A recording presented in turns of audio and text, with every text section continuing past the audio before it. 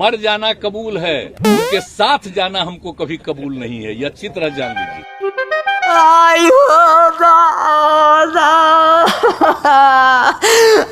चचवा पलट गए हो दादा। अरे का भेलो रे, काहेला रोई थे रे?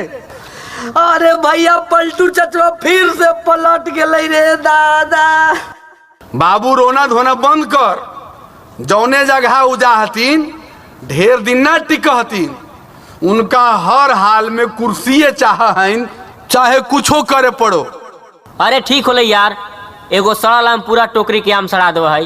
जा दही जोन होले वो ठीक होले, लेकिन अब की तेजस्वी के मुख्यमंत्री बनला तय हो।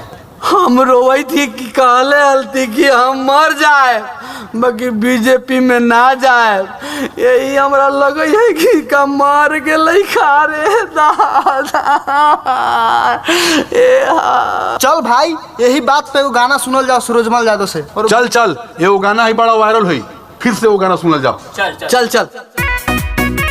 लालू यादव जिंदाबाद, तेजस्वी जिंदाबाद, बिहार की जनता जिंदाबाद, आरजेडी जिंदाबाद, लालू यादव जिंदाबाद।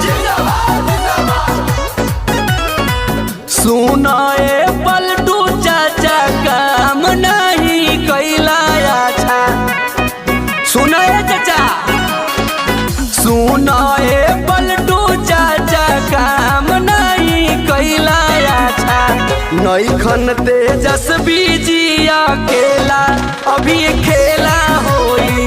लालू के मसीहा लोग कहेला अभी खेला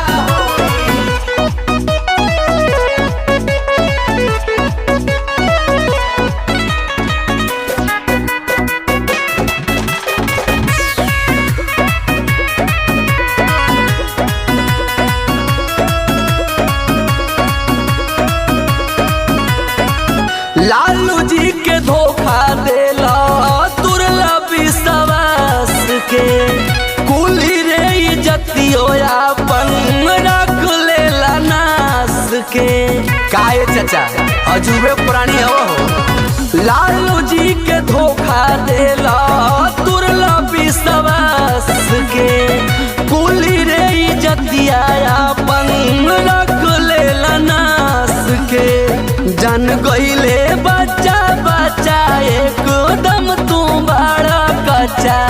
यही से लोग पलटू कहेला अब की खेला होई।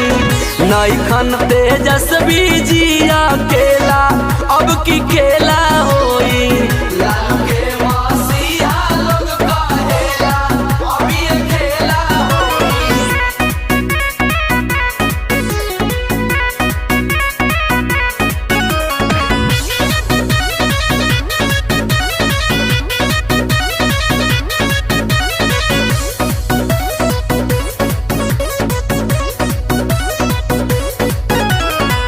माफ नहीं करी जनता कुर्सी कुमार के। तेजस्वी के चाहता दे जनता बिहार के। सुनाए चाचा, अब पहले वाला बात के लो। माफ नहीं करी जनता कुर्सी कुमार के। तेजस्वी के चाहता दे जनता बिहार के। खैबै अब किला मोहर गाचा, सगरे आरजेडी के बचर्चा। घर के ना घाट के तू रह गेला अब की खेला होई।